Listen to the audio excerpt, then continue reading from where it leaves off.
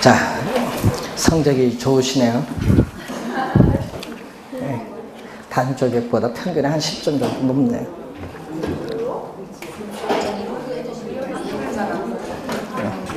다른 쪽에는 평균이 40, 한 3, 4점인데 54점, 55점 가까이 잘 나옵니다. 걱정이 좀 돼요. 이게 왜냐면은 이제 다른 쪽도 그런데 너무 시험과 저 문제들이 너무 쉬운 것만 풀어서 그러나 점수들이 안 좋아요. 전부 다들. 예? 여러분 본시험 수준이에요. 아, 문제를 본시험 갖고 풀어야지. 예. 기출문제 왜 풀어요? 너 눈에 익어서 그렇지.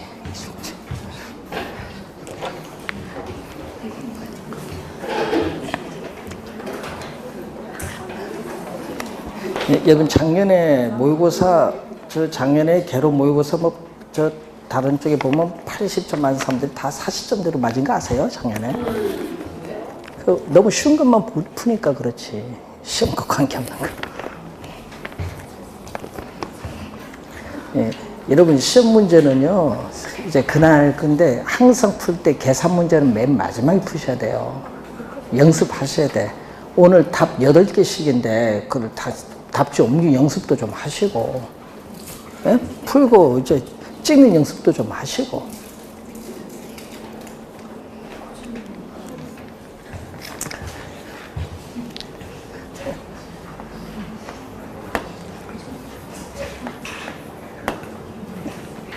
이 2개 놓고 헷갈리는 거, 그런 거 찍는 연습도 좀 하셔야 돼요. 자, 16번. 한 재화의 시장 수요 함수와 공급 함수가 다음과 같다. 정부가 시장 균형 가격보다 12만큼 낮은 수준으로 규제를 하면은 최고 가격제를 묻는 거거든요. 자, 우선은 수요 곡선이 주어졌어요. 자, 수요 곡선이 QD 이꼬르는 300 마이너스 얼마? 2P. 자, 공급 곡선은 얼마? QS는 50 플러스 얼마? 3P. 이렇게 주어졌어요. 자, 이렇게 주어졌을 때 하여튼 수요와 공급이 만나는 점이 바로 뭐가 돼요? 우리는 균형이에요. 그럼 균형을 구할 때는 수요량은 얼마? 수요량은 50 플러스 3P가 수요량, 공급량은 300 마이너스 2P가 공급량. 그럼 수요량과 공급량이 서로 뭐하다? 같다. 자, 그럼 넘어오면 어떻게 돼? 이쪽 마이너스 P가 넘으면 3P, 2P 돼주니까 얼마죠? 5P. 그럼 넘어가면 300에서 50 빼니까 250. 양변을 5로 나눠주니까 균형 가격은 얼마죠? 50. 요 50보다 얼마? 12 낮추면 돼요. 12만큼 낮추면은, 12만큼 낮추면은 얼마? 38. 38. 그러면은 우선은 38이 나온 것은요, 3개밖에 없어요. 규제 후의 가격. 얼마? 1번, 3번, 4번. 그 중에서 최고 가격제거든요. 가격 상한제가 최고 가격제예요. 그럼 임대료 상한제, 분양가 상한제 하잖아요. 가격 상한제가 최고 가격제니까 답은 1번 아니면 2번이야. 이런 걸 찾아내서 2개 놓고 이제 계산 못하면 찍든지 이제. 1번 아니면 3번이지 답은. 아, 계산 거래량 안 할 거면 찍는 것도 알아줘야지. 그래서 좀 제거를 해놓고. 자, 그러면은 얼마죠? 요 38 들어갑니다. 요 P 자리에 얼마 들어간다? 38 들어가요. 38에 3 곱해주고 50 더해주면 돼. 얼마? 164. 그럼 여기에 38 들어가요. 38 들어가면 76이죠. 224. 여러분 수요량이 안만 많아도 관계없어요. 공급이 적잖아요. 공급량보다 뭐가 많아요? 수요량보다 많잖아요. 그럼 거래는 얼마만큼 거래가 이루어져? 공급량만 거래가 이루어질 거 아니에요. 그러니까 뭐 공급량만큼 거래가 이루어지니까 수요가 아무리 많아도 관계없어요. 거래량은 164. 1번 정답.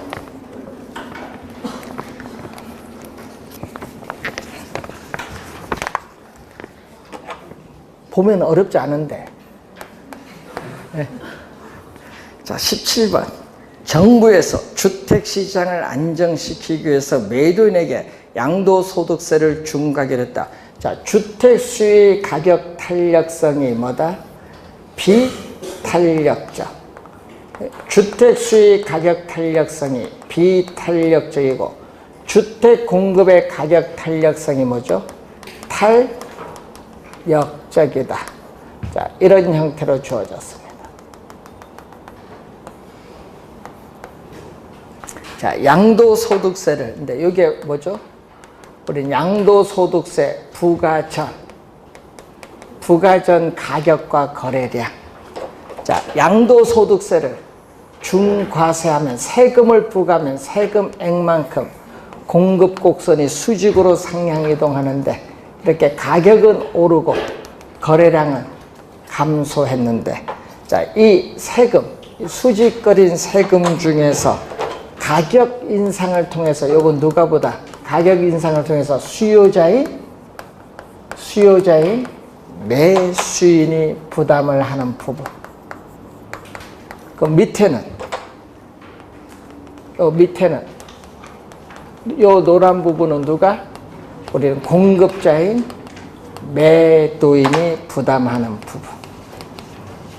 자, 그러면 1번부터 보세요. 양도소득세 납부 후 매도인이 실제로 받는 가격, 여러분 요거죠? 매도인이 실제로 받는 가격은 부가전보다 뭐 낮아진다. 1번 맞는 질문. 자, 2번 양도소득세가 중과되기 전보다 중과 후에 주택 거래량은 감소한다. 맞는 질문. 3번 양도소득세 중과 후에 매수인이 지불하는 가격, 요거죠? 매수인이 지불하는 가격은 부가전보다 뭐 높아진다. 양도소득세의 중과 효과는 매수인보다 매도인에게 더 크게 작용. 정답. 4번. 누가 많이 부담해 지금? 매수인이 많이 부담하니까 매수인에게 더 크게 작용. 4번 정답. 5번. 매수인은 비탄력적이에요. 비탄력적은 가격 변화에 민감하지 않다. 탄력적은 가격 변화에 민감하다. 그래서 정답은 4번.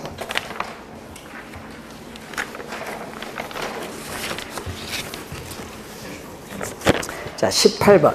오위험과 수익에 관한 설명으로 틀린 것은 오위험 추구형 투자자가 나오는데, 자, 여러분 위험 회피형 투자자도 있고요. 또 위험 뭐다? 추구형. 추구형은 위험 뭐라고 하죠? 선호형이라고도 하죠. 위험 추구형 투자자, 위험 선호형 투자자는 기대 수익률이 똑같다. 자, 여러분 기대 수익률이 동일할 때 위험이 낮은 걸 선택을 하면요. 위험이 낮은 걸 선택하면 위험 회피형 투자자고요. 기대 수익률이 동일할 때 반대로 위험이 높은 걸 투자를 해야 무슨 투자자? 위험 추구형 투자자. 1번 맞는 질문. 높은이 포인트. 맞는 질문. 2번 동일한 위험 증가에 대해서. 자, 2번은 이 얘기거든요. 자, 위험 기대 수익률 평면에서 위험이 제로일 때 얻을 수 있는 이 수익률은 무위험률인데, 이렇게 위험 축에 대해서 볼록을 하면은 위험 회피형 투자자인데, 완만하면 뭐죠? 공격적인 위험 회피형 투자자. 이렇게 기울기가 급하면 뭐죠? 보수적인 위험 회피형 투자자. 자, R1에서 위험이 증가합니다. 자, 문제가 뭐죠? R1에서 위험이 이만큼 증가했어요. 동일한 위험 증가에 대해서 공격적인 공격적인 위험 회피형 투자자는 수익을 이만큼 요구를 하는데 보수적인 투자자는 수익을 더 높게 요구하죠. 그래서 동일한 위험 증가에 대해서 공격적 투자자보다 누가? 보수적 투자자가 더 높은 수익을 요구한다. 맞는지. 자, 3번. 투자자가 위험을 전혀 부담하지 않고 기대할 수 있는 수익률. 이걸 뭐죠? 무위험률인데, 무위험률은 위험 조정 할인율은 요구 수익률이에요. 자, 이러면 위험 조정 할인율은 무슨 수익률? 요구 수익률. 자, 그럼 요구 수익률은 위험 조정 할인율입니다. 이 위험 조정 할인율인 요구 수익률은 무위험률에다가 뭐를 대준 거죠? 위험 할증률을 대준 건데, 그럼 위험 할증률을 뭐 해주면 돼? 요 요구 수익률에서 빼줘야 뭐가 나오죠? 무위험률. 요게 3번 설명. 4번. 부동산 투자의 위험도에 따라 추가적으로 요구되는 수익률을 요거죠. 요걸 얘기하는 겁니다. 요거. 요 부분, 요것이 바로 뭐가 의미한다. 이게 리스크 프리미엄이라고 해요. 이때 이 프리미엄을 뭘로 번역한다? 할증률. 위험 할증률 또는 뭐라고 한다? 위험 보상률이야. 위험 할증률, 보상률로 번역을 해요. 그래서 증대되는 위험에 대한 대가입니다. 그래서 추가적으로 요구되는 수익률을 말하죠. 4번 맞고, 위험과 기대 수익률. 요 그림에서, 이 그림에서 위험이 높으면, 자, 여러분 그림에서 보세요. 위험이 높을수록 기대 수익률도 높아가네요. 위험이 높을수록 뭐도 높아지고 있다? 기대 수익률도 높은데 화살표가 같은 방향으로 변동하면 우리 경제론에서 뭐라고 했죠? 플러스의 관계. 마이너스가 아니라. 5번 정답. 자, 19번 문제로 갑니다. 자, 오피스 빌딩, 아파트, 호텔 부동산에 대해서 경제 환경 변화를 시나리오별로 나누어서 향후 5년간 수익률을 추정한 결과는 아래와 같았다. 자, 밑줄은 모든 투자자가 위험 회피적. 여기 밑줄. 여기 일단 포인트죠. 위험 회피적입니다. 이때 틀린 것을 찾는 거죠. 자, 1번. 오피스 빌딩과 호텔에 비해서 아파트의 실현 수익률이 기대 수익률에 가까울 가능성이 가장 크다. 자, 밑줄은 실현 수익률이 기대 수익률에 가까울 가능성이 가장 크다. 밑줄. 이 말은 뭐냐 하면요. 자, 여러분 우리 배울 때 위험 개념 배울 때 실현 수익률이 기대 수익률에 가까울수록 위험은 작은 거예요. 그러니까 요거 밑줄 그은 것 위험이 가장 작다. 자, 위험이 가장 작는데 표에서 표준 편차 보세요. 표준 편차가 위험인데 표준 편차가 작을수록 위험은 낮아요. 그럼 위험이 가장 작은 것은 표준 편차가 가장 작은 뭐죠? 3.54의 뭐다? 아파트. 그래서 1번 맞고요. 2번. 자, 2번 지문 보면요. 이 표준 편차가 뭐를 측정? 위험을 측정하는 지표인데 아파트가 3.54로 가장 낮고요. 두 번째가 얼마? 8점. 우리가 8.02인 오피스 빌딩이 두 번째. 가장 높은 건 9.68이 뭐죠? 호텔. 자, 표준 편차가 그렇고, 그럼 기대 수익률은 어떻게 돼요? 기대 수익률은 아파트는 15% 가장 낮고, 그 다음에 오피스 빌딩은 18.52로서 두 번째고, 그리고 호텔은 얼마? 20%서 가장 높아요. 자, 그럼 이 얘기죠. 위험이 높을수록, 자, 부동산 세 가지거든. 부동산 유형별로 위험이 높을수록 뭐도 커진다? 기대 수익률도 커지고 있다는 걸 알 수 있죠. 여기 2번 설명. 3번. 기대 수익률이 가장 높은 것으로 추정된, 자, 밑줄은 호텔 부동산에 우선적으로 투자. 밑줄. 호텔 부동산에 우선적으로 투자. 이 지문이 틀린 지문. 3번 정답. 왜 틀리냐 하면요. 자, 자, 위험. 아까 우리 뭐라고 했어요? 모든 투자자가 무슨 투자자? 위험 회피적 투자자라고 했어요. 자, 모든 투자자가 위험 회피적 투자자인데 위험 회피적 투자자의 행위는 자, 기대 수익률이 동일하다면 자, 기대 수익률이 동일하다면 위험이 먼 것을 낮은 것을 선택을 하고 반대로 위험이 동일하다면 기대 수익률이 높은 것을 선택을 합니다. 자, 이것을 우리는 또 앞에서 또 우리 배운 용어가 있어요. 또 시험 문제 또 2년 전에 출제했었죠. 평균 분산의 뭐라고 한다? 지배의 원리. 이 행위는 결국 평균 분산의 지배의 원리예요. 자, 위험 회피적 투자자의 행위는 평균 분산의 지배의 원리인데 지금 문제에서 2번에서 이렇게 주어졌거든요. 2번에 이것은 이렇게 주어졌다는 것은 어떻게 돼요? 평균 분산의 지배의 원리가 적용되지 않는다. 적용되지 않는 거예요. 그럼 4번 지문, 3번이죠. 적용되지 않기 때문에 요 지배의 원리가 적용되지 않기 때문에 어떻게 돼요? 투자자의 위험에 대한 태도에 따라 아파트를 선택할 수도 있고 오피스 빌딩을 선택할 수도 있고 호텔을 선택할 수도 있어요. 뭐에 따라? 투자자의 위험에 대한 태도에 따라. 그러니까 호텔 부동산에 우선적으로 투자한다 하면 틀린 지문입니다.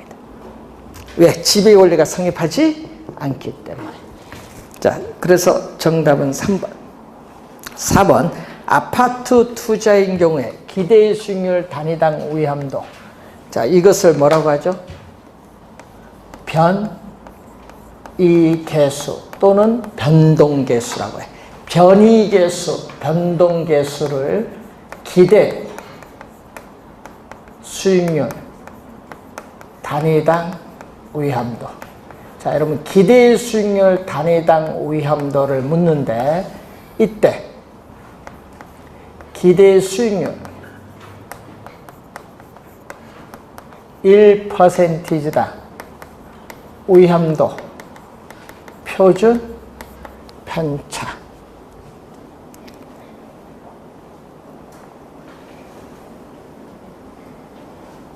요걸 묻는 거예요. 그럼 아파트는 얼마? 자, 아파트는 계산할 때는 기대 수익률 15%, 표준 편차 3.5, 3.54. 요거 계산하면 되겠고, 오피스 빌딩은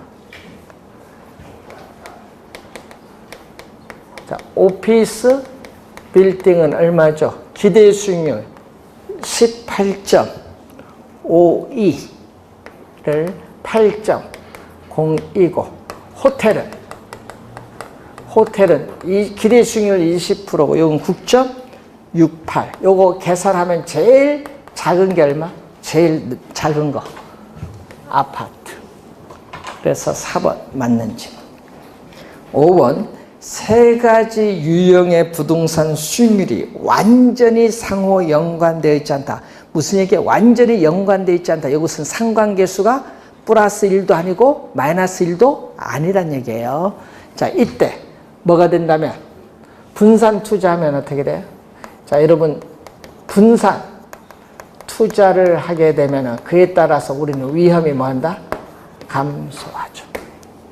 그래서 5번 맞는 질문입니다. 자, 20번 문제로 갑니다.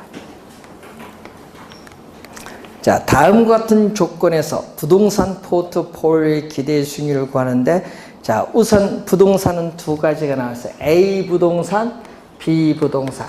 자, A 부동산에 뭐를 구한다? 기대 수익률을 구하는데 자, 불황일 때 몇 프로? A 부동산 20%. 자, 불황일 경우에는 20%가 되고 호황일 경우에는 70%가 나와 있어요. A 부동산 그 표에서 자, 이때 그것도 두 번째 한번 보세요. 자, 불황이 발생할 확률 60%, 0.6이고 호황이 발생할 확률 40%, 0.4가 돼요. 그럼 이게 몇 프로죠? 26, 12, 12%. 요거는 7, 4, 28, 28%. 12에 28% 더해주니까 몇 프로가 되죠? 40%가 돼요. A 부동산의 기대 수익률은 40%. 그러면 B 부동산의 기대 수익률은 B는 불황일 때 몇 프로? 10%. 호황일 때 30%가 주어졌어. 또 불황일 확률 60%, 호황일 확률 40%면 요거 6%, 12% 해줬더니 몇 프로? 18%가 주어졌죠. 자, 이 경우에 이제 구하고자 하는 게 포트폴리오 기대 수익률은 얼마냐? 자, 이 포트폴리오 기대 수익률은 포트폴리오를 구성하는 개별 자산의 기대 수익률 A는 몇 프로? 40%, B는 18%가 주어졌어요. 이때 요건 A 포트폴리오를 구성하는 개별 자산의 기대 수익률의 가중치를 곱하는데 가중치 A는 전체 100%에서 얼마만큼 투자 관련해? A 부동산 몇 프로? 40%를 투자하고 전체 100%에서 B 부동산은 몇 프로를 투자? 60% 투자. 그럼 0.3이죠. 0.4를 곱해줘요. 40%에 0.4를 곱해주면 16%. 자, 요 0.6, 18%에 0.6을 곱해주면 얼마? 10.8%. 더해졌더니 얼마? 26.8%가 구하고자 한다. 26.8%. 자, 21번. 자, 회계 기록을 검토하여 부동산 평가에 사용될 수 있는 수지 명세서를 작성하고 있다. 회계 기록상 누락되는 것 중에서 안정적인 영업 경비를 구하는데 첨가해야 될 항목이 아닌 거. 영업 경비, 유지비, 관리비, 수송비, 각종 수수료 포함돼. 뭐 교통 유발 부담금, 각종 부담금 포함돼요. 그리고 화재 보험료 같은 소멸성 보험료 포함되고 대체 준비금 포함돼. 관리인 봉급도 포함돼. 그렇지만 뭐는 포함 안 된다? 부동산 자체의 감가상각비, 부동산 자체의 감가상각비, 소유자, 봉급, 급여, 개인적 업무비, 부동산 가치를 증가시키는 자본적 지출 내지 뭐 대수선비 이런 것은 영업경비에 포함되지 않는다. 4번 정답.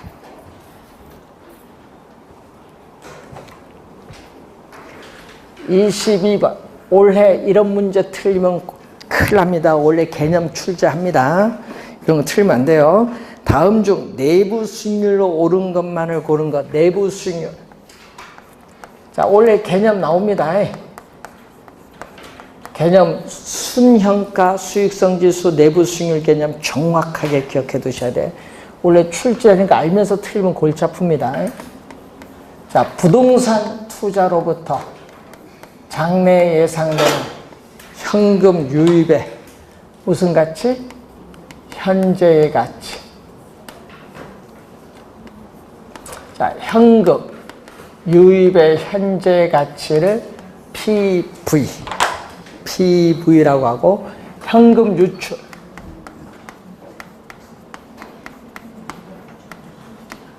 자, 현금 유출의 현재의 가치. 현재 투자한 금액을 I라고 해. 자, 현금 유입의 현재 가치와 현금 유출의 현재 가치를 서로 같게 만드는 할인율을 내부 수익률인데, 이 할인 현금 흐름 분석법에서는 항상 투자의 판단은 현재 시점입니다. 그러니까 현재 시점에서 항상 판단을 한다는 거예요. 그러니까 1번인 A가 틀렸죠. A가 뭐다? 현재 가치가 아니라 뭘로 해놨어요? 미래 가치 하니까 틀렸지. 이런 거 틀리면 골치 아픈 거예요. 미래 가치가 아니야. 투자의 판단 시점은 항상 현재.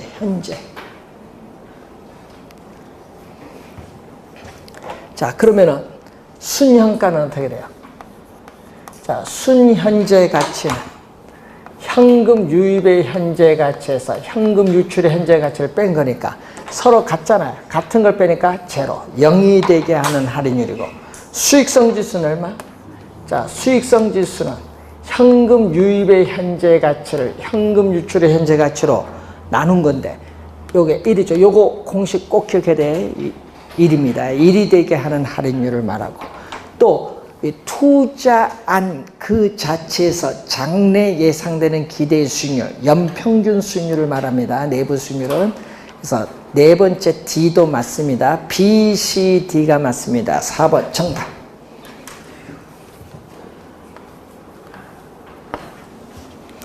23번. 다음 1년간 현금 흐름 관련표에서 계산한 비율이 옳은 것은 다만 저당 대출은 원리금 균등 분할. 자, 저당 대출은 원리금 균등 분할 상환 조건. 원리금 균등 분할 상환 조건 CPM입니다.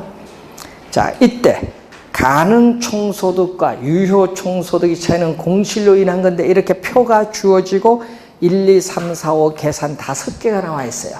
이런 걸 계산을 할 때는요. 본시험 가면 답은 4, 5번 있다는 걸 늘 염두에 두고 시간 없으면 4, 5번 중에 찍어 들어가면 돼요. 예? 요거 1, 2, 3번 찍은 사람은 수업 시간에 뭐 들었는지 몰라. 1, 2, 3 찍지 말라고 하는데도 그런 게 요령이지. 시험장 입장에 1, 2, 3 찍은 사람은 이건 수업 시간에 주무셨어. 찍지 말라고 그렇게 얘기하는데 예? 이번에 나올 가능성이 높아요. 그러니까 항상 4, 5번부터 먼저 풀어보면 바로 답이 나와. 4, 5번요?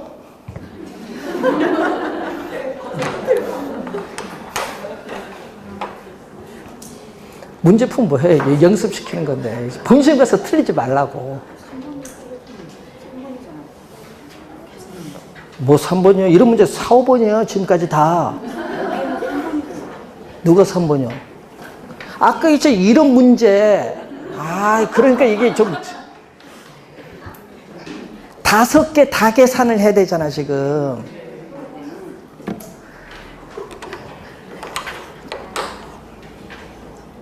자, CPM입니다. 자, 매년 원리금 상환액. 자, 매년 원리금 상환액은 대출금액 뭐를 곱해주냐? 저당 상수를 곱해준 거예요. 자, 지금 문제에서 부동산 가치 단위는 1,000원이에요. 1,000원 공 3개 붙이면 돼요. 공 3개 붙입니다. 부동산 가치 공 3개 붙이니까 10억입니다. 10억 원.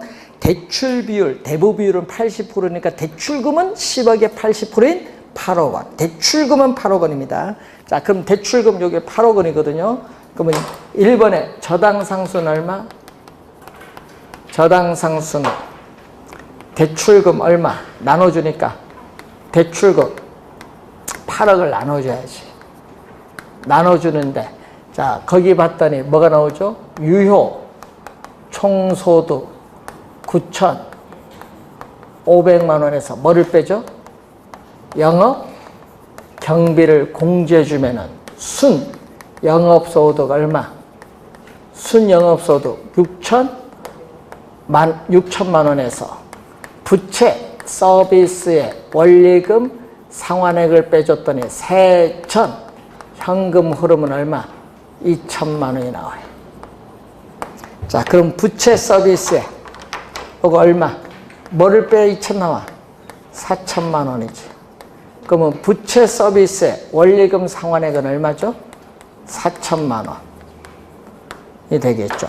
대출금은 8억. 퍼센트로 가겠네요. 100을 곱해주면 4천만 원을 800만 원 나눠주니까 얼마? 5%. 1번은 5%. 2번. 지분 환원율은 뭐의 역수? 지분 환원율은 세전 현금 수지 승수의 역수.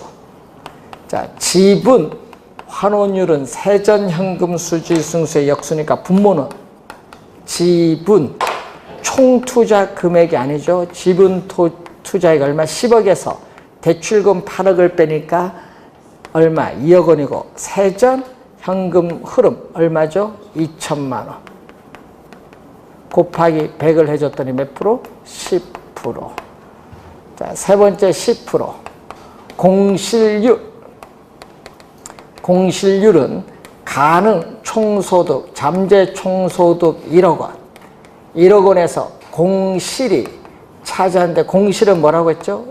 가능 총소득 1억 원에서 유효 총소득 9,500만 원 뺀 것을 공실률이니까 몇 프로? 5%. 공실률은 5%. 자, 영업경비 비율은? 영업경비 비율은 가능 총소득 1억 원에서 영업경비가 차지하는 비율. 자, 영업경비는 얼마? 지금 문제에서 9,500만 원에서 뭐를 빼면 6천? 3,500만 원을 빼면은 6천만 원 나와요. 그럼 영업경비는 얼마? 3,500만 원이에요. 1억 원에 3,500만 원이거든요. 100을 곱해주면 몇 프로? 35%. 그러니까 5번이 정답이죠. 자, 종합환원율입니다. 종합환원율을 다른 말로 뭐라고 하죠? 자본환원율이에요. 종합환원율을 다른 말로 자본환원율. 뭐의 역수? 순소득승수의 역수. 자, 순소득승수와 역수 관계에 있습니다. 그럼 분모는 총 투자한 금액은 부동산 가격 얼마? 10억 원에 순 영업소득이 차지하는 비율 얼마죠? 6천만 원. 곱하기 100을 해주니까 6%가 되겠죠. 그러니까 5번을 바로 계산하면 바로 답이 나오면 4번 계산할 필요가 없지. 바로 넘어가면 되니까. 5번 정답입니다.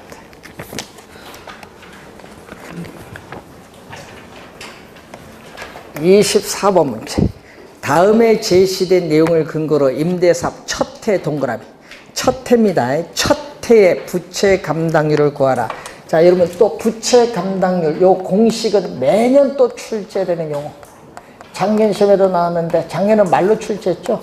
부채 감당률은 매년 출제된다. 꼭 기억해 두셔야 된다. 순 영업소득이 부채 서비스에 원리금 상환액의 몇 배가 되는가 측정하는 지표. 자, 순영업소득 얼마? 지금 문제에서 유효총소득 얼마? 20억 원에서 영업경비는 유효총소득의 몇 프로? 네? 40%. 자, 유효총소득의 40%인 얼마? 8억. 자, 8억 원을 빼줬더니 순 영업소득은 12억 원. 자, 그러면 순 영업소득은 12억 원이에요. 자, 근데 우리 부채 서비스에 원리금, 원리금 상환액 구해야 되겠네요. 자, 이것은 거기 나와 있죠. 자, 융자 금액은 60억 원, 연이자율 10%, 30년 상환 조건에 매년 무슨 상환? 매년 CAM, 원금 균등 분할 상환. CAM, 원금 균등 분할 상환에서 매년 원금, 자, 매년 원금 상환액은 대출금 얼마죠? 대출금 지금 얼마? 60억 원 중에서 대출기간 만기는 몇 년? 30년. 그러면 첫 해만 구하면 돼요. 지금 첫 해 얼마? 2억 원. 2억 원. 이자는 매 기간 말 융자잔고. 자, 매 기간 말 융자잔고. 아직 첫 해는 돈 안 갚았으니까 대출금 얼마? 60억 원에 뭘 곱해주면 돼? 연. 이자율 몇 프로죠? 지금 10%. 10%. 60억 원에 10% 곱해주니까 얼마? 6억 원. 더해주면 얼마? 원금 플러스 이자. 원리금은 8억 원. 자, 부채 서비스의 원리금 상환의 첫 해 얼마? 첫 해 8억 원. 계산을 했더니 4억을 분모 분전하고 428, 4312. 1.5. 5번 정답.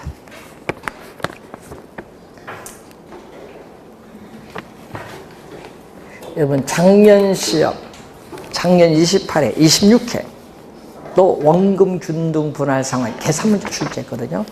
올해는 원리금 균등이 좀 중요해. 올해는 CPM 쪽이 좀 중요해요. 자, 25번. 현진이는 4권짜리 주택을 구입을 하기 위해서 은행으로부터 대부비율 60%에 해당하는 2억 4천만 원을 연 이자를 8%로 10년간 매년 말 상환 조건으로 대출받다. 매년 말 동그라미.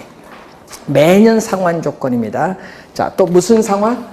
원금 균등 분할 상환. 또 원금 균등 분할 상환 조건일 경우에 6년째 말에 상환을 해야 된다. 자, 그럼 얼마죠 또? 매년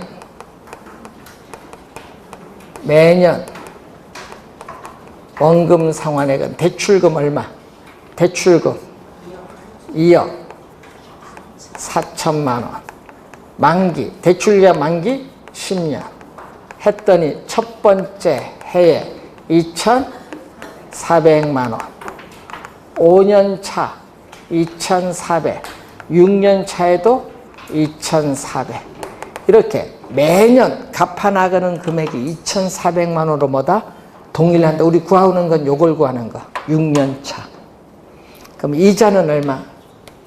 이자는 융자잔고. 매 기간 말 융자잔고인데 융자잔고가 얼마냐? 요게 문제죠. 여러분 5년까지 돈 갚았어요. 네? 2,400만 원 곱하기 5 해주니까 1억 2천만 원 갚았거든요. 그럼 대출금 2억 4천만 원에서 1억 2천을 빼니까 얼마? 융자잔고는 1억 2천만 원이에요. 자, 여기다가 뭐를 연 이자율 몇 프로? 8%를 곱했더니 얼마? 960만 원. 원금 플러스 이자를 대준 원리금 상환액은 얼마죠? 3,360만 원이 정답. 3,360만 원. 3번 정답. 자, 26번 올해 또 대출 상환 방식도 출제를 하는데 잘 공부해 두셔야 됩니다. 자, 원금 균등 분할 상환 이거 배운 걸 보면서 자, 대출 기간 동안 매기 이렇게 원금은 뭐?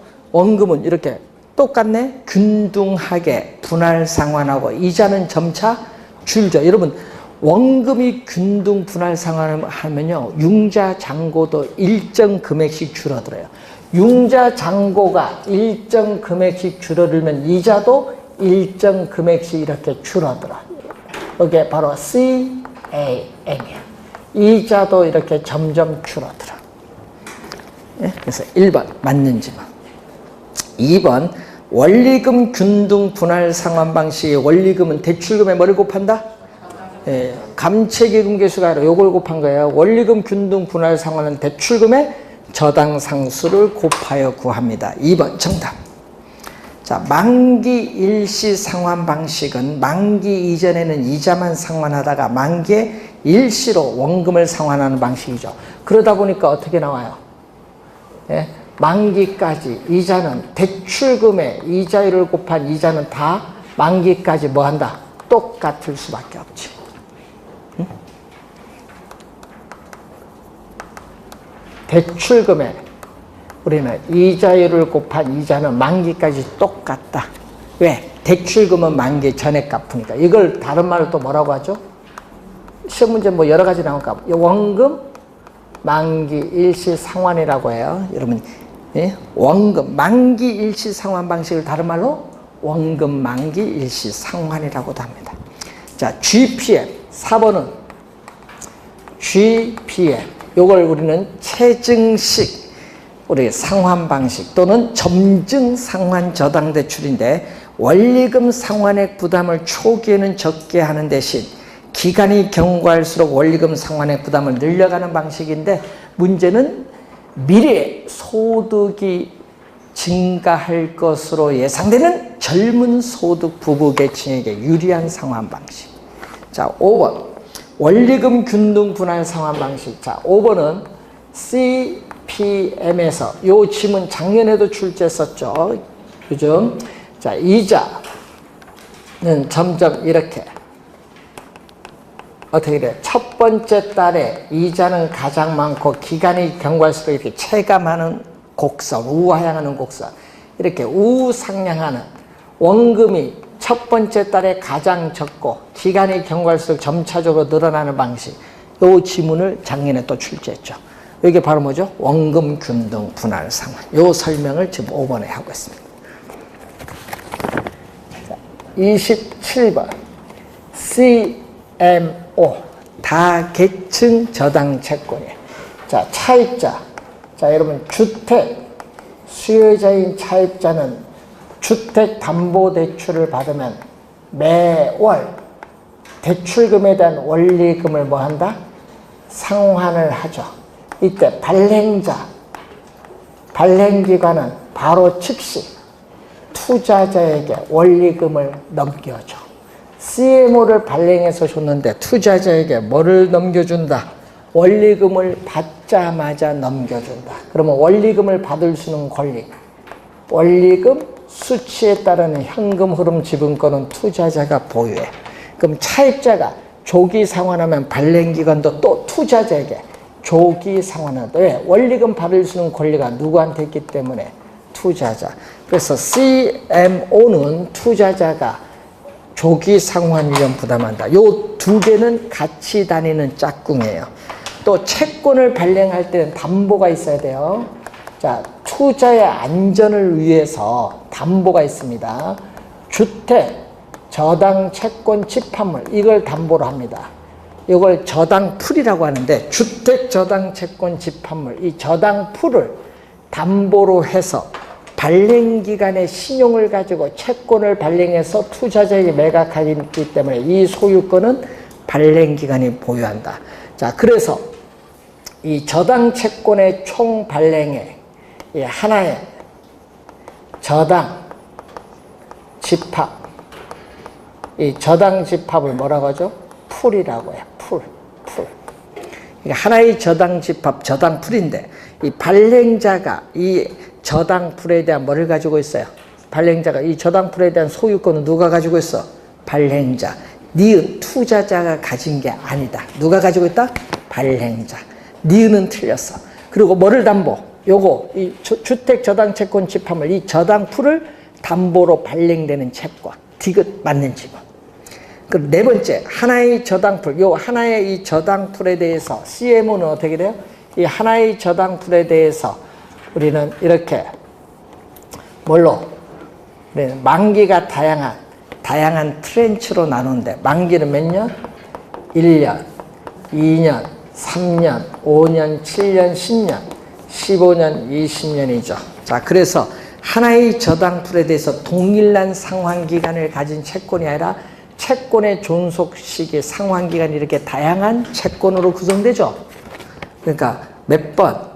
네 번째는 틀렸고 다섯 번째 맞네요. 3번 정답.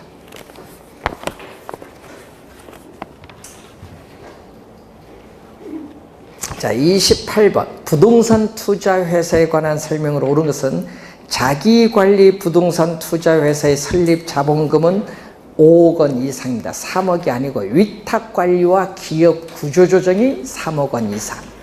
2번 영업인가를 받거나 등록을 한 날부터 6개월이 지난 위탁관리 부동산 투자회사 및 기업 구조조정 부동산 투자회사의 자본금은 각각 얼마? 50억 원 이상. 자, 1번은 설립 자본금에 대한 내용이고 2번은 뭐에 대한? 최저 자본금. 자, 최저 자본금인데 자기관리 부동산 투자회사가 70억 원 이상입니다.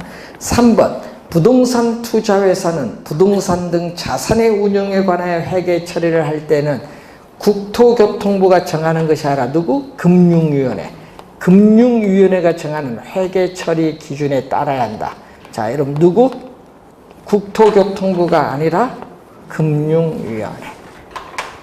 자, 네 번째, 부동산 투자회사는 영업인가를 받거나 등록을 한 날부터 2년 이내에 발행하는 주식 충수의 30% 이상을 일반의 청약에 제공해야 된다. 4번 정답이죠. 옳은 것은 4번은 주식 공모에 대한 설명. 자, 5번은 주식 분산에 대한 설명. 1인당 주식 소유 한도죠. 자, 주주 1인과 그 특별 관계자는 최저 자본금 준비 기간이 끝난 후에는 부동산 투자회사가 발행한 주식 충수의 100분의 40이 아니라 100분의 50. 작년에 개정이 됐어요. 50을 초과하여 주식을 소유하지 못한다. 5번 지문은 나올 가능성이 상당히 높습니다. 자, 29번 PF 문제로 갑니다. 올해 또 출제. 여러분, 니찌와 PF는 올해 출제 1순위예요. 하여튼 잘 정리하고 들어가셔야 돼요. 자, 29번. 자, PF에 대한 설명 틀린 거죠. 프로젝트 파이낸싱은 프로젝트 금융인데, 자, 1번이 정답인데 반드시 담보대출을 통해 하니까 틀렸어요. 여러분, 부동산을 담보로 해서 금융기관으로부터 대출받는 방식이 아니라고 늘 얘기했어. 반드시 담보대출을 통해 하니까 틀린지 뭐. 자, 프로젝트 자체로 발생하잖아요. 자, 사업주 스폰서인 사업주는 우리가 특정 프로젝트 개발 사업에서 출자를 해서 누구 특수법인을 설립을 하지. 이 특수법인이 바로 뭐죠? 프로젝트 시행회사를 설립을 하죠. 그래서 이 시행회사가 뭐를 위해서 뭐 유전 개발 사업, 뭐 아파트 개발 사업, 이 특정 프로젝트 개발 사업, 이 특정 프로젝트 개발 사업입니다. 자, 이 특정 프로젝트 개발 사업에 뭐를 담보로? 미래의 수익성, 미래의 현금 흐름입니다. 이 수익성을 담보로 이 프로젝트 시행회사의 부채로서 회사채를 발행해서 이 개발 사업에 필요한 자금을 조달해요. 그러니까 이걸 담보로 한다는 얘기죠. 미래의 현금 흐름, 수익성을 담보로 합니다. 이게 몇 번? 2번. 미래 프로젝트 자체로부터 발생하는 이 미래의 현금 흐름, 수익성을 근거로 필요로 하는 자금을 조달해요. 이 현금 흐름이 수익성입니다. 자, 3번. 사업 시행자, 요 사업 시행자가 회사채를 발행했으니까 이 시행자의 원리금 상환액은 뭐에 의존한다? 요 미래의 현금, 이 개발 사업으로부터 발생하는 이 미래의 현금 흐름이 이 회사채에 대한 뭘로? 상환의 재원으로 삼는 거죠. 그래서 3번 맞고, 통상적으로 대규모 자금이 소요되고 공사기간이 장기인 사업에 적합한 자금 조달 수단 맞습니다. 다양한 사업 주체가 참여하죠. 원료 공급자, 시공회사인 건설회사, 구매자, 국책사업일교인 정부 등 다양한 사업 주체가 참여하고, 금융기관은 이 다양한 사업 주체에게 보증을 요구함으로써 위험을 분산시킬 수 있다. 그래서 여러 이해관계자에게 위험 분산, 배분되는 효과가 있습니다. 자, 30번 문제입니다. 자, 부동산 분석의 단계와 관련된 설명으로 틀린 것은, 부동산 시장은 이 지역 경제에 의해서 영향을 받죠. 그래서 지역 경제 분석을 먼저 해요. 그리고 지역 경제 분석을 한 다음 뭐가 이루어진다? 시장 분석. 특정 부동산에 대한 수요와 공급 상황을 분석하는 시장 분석이 이루어져요. 자, 그래서 1번은 맞고, 2번 시장성 분석은 분양 가능성. 여러분, 분양 가능성이 매매 또는 임대될 가능성이잖아요. 그래서 항상 이 시장성이란 말이 나오면요, 항상 우리 시험에는 이 지문을 제일 많이 내잖아요. 매매 또는 임대될 가능성. 매매 또는 임대될 수 있는 가능성. 이게 바로 분양 가능성을 분석하는 건데, 시장 분석을 거친 후에 하는 것이 타당하다. 맞는 질문.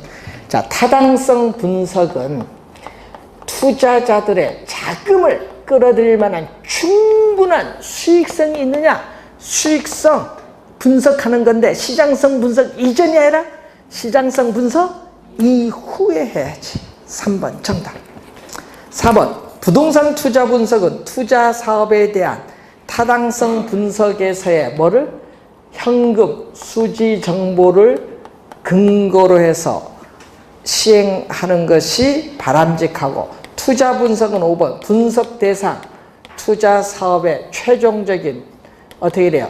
시행 여부를 결정하는 게 투자 분석. 순서 5개 꼭 기억해 두고, 특히 시장 분석과 시장 분석은 같은 용어가 아니다. 시장 분석이 먼저 하고 시장성 분석은 나중에 이루어진다라는 거 기억해 두셔야 되겠습니다. 자, 잠시 쉬고 31번부터 하겠습니다.